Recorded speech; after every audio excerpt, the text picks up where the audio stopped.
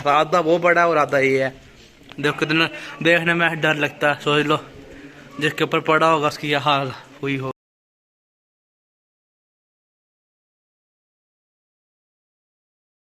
So welcome guys तीसरे part में video का। तो इस वीडियो में आपको पूरी मसूद महादेव की स्टोरी बताई जा रही। पंडित जी जो हैं वो खुद बता रहे हैं स्टोरी को। तो सारे लाइक करो, शेयर करो, कमेंट करो।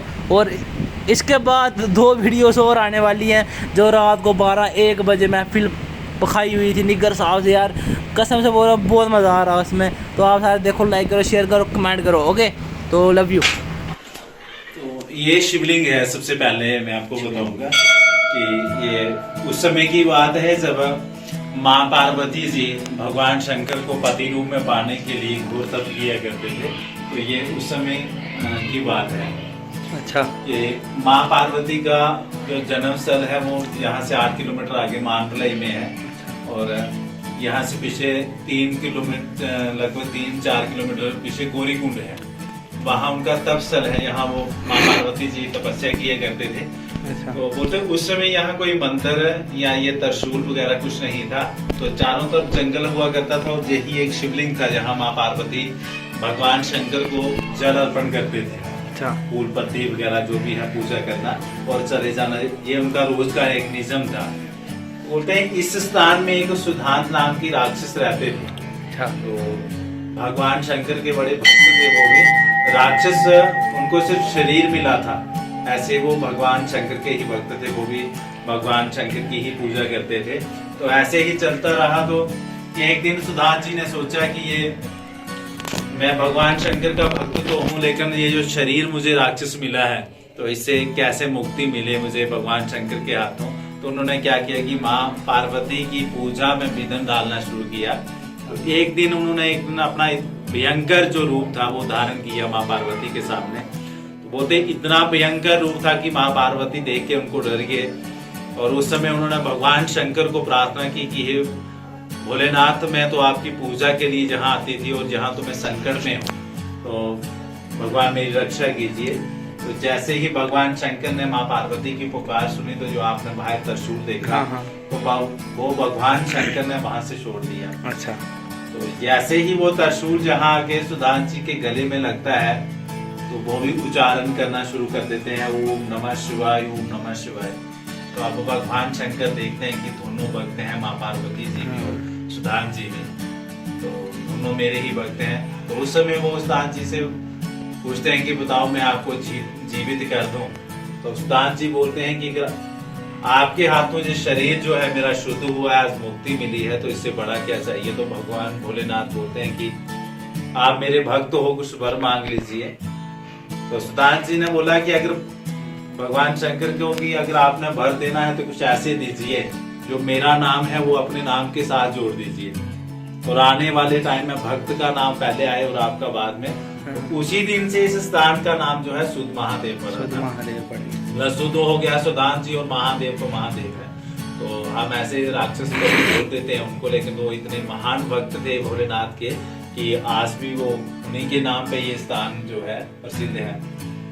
उसके बाद फिर ये जो सामने मूर्ति है, तो ये फिर राजा महाराजों के टाइम में ये एक किसान को मिली है जमीन से। अच्छा, बोलते ये हाँ मूर्ति है ना। तो किसान जी वो जो हल चला रहे थे तो बोलते उनको फाल को जो मूर्ति लगी तो इसमें से वो रक्त की धार जो है बाहर निकली थी।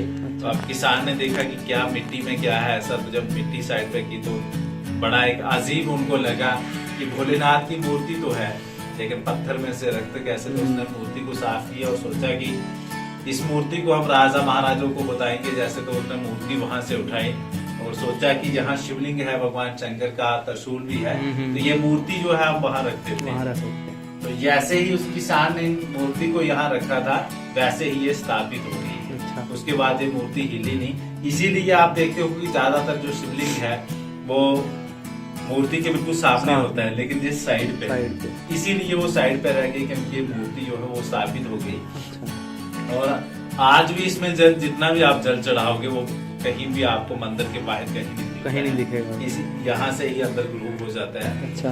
जितना भी जल चढ़ाते हो यहाँ पे कोई जगह भी नहीं है बाहर जाने की जहाँ से बाहर जा पाए। अंदर ही जमीन में अच्छा, अब जा हो जाता है ना। तो इसके मूर्ति के दर्शन है, ये भगवान शंकर है, अच्छा, और ये इस माँ पार्वती जी हैं, और ये नंदी नंदी जी, और इनके साथ भी वो गणेश गणेश जी, जी। और जिनको त्रिदेव हैं, ये देखिए इधर ब्रह्मा जी, हाँ, ब्रह्मा, इधर विष्णु, ब्रह्मा विष्णु और महेश, 3 मुख हैं इनको। यहाँ ये आप देख रहे हो बाहर समाधि हैं।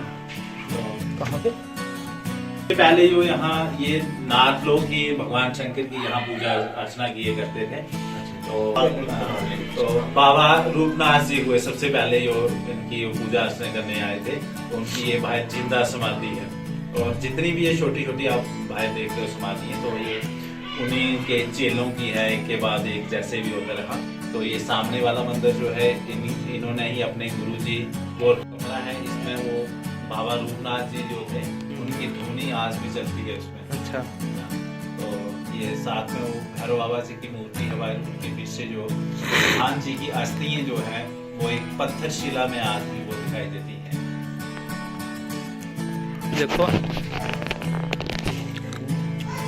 तो ये देखो, ये वही त्रिशूल है जो शिव जी भगवान ने काम का, आधा वो बड़ा है और आधा ये है। देखो कितना देखने में डर लगता है, सोच लो जिसके ऊपर पड़ा होगा उसकी यह हाल हुई होगी।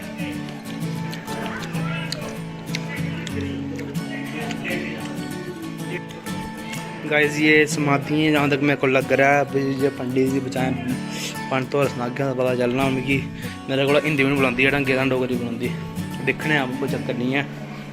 तो